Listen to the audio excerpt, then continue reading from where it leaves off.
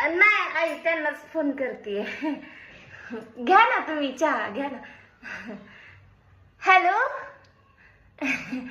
कुठे मेलायस तू? आई साहेब आल्यात तुमच्या, माहिती नाही का तुम्हाला? पुरणपोळीचा स्वयंपाक कर म्हणतीये. तेच म्हटलं, लग्न करायच्या अगोदर सांगितलं नव्हतं का असलं काही माझ्या बायकोकडून मागायचं नाही म्हणून. तेच म्हटलं या मग तुम्ही आता पुरण घेऊन गुळ घेऊन.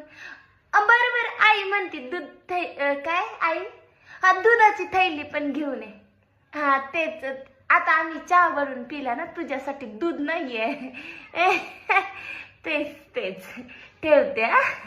बर या, येतात ते आता थोड्या वेळाने सामान.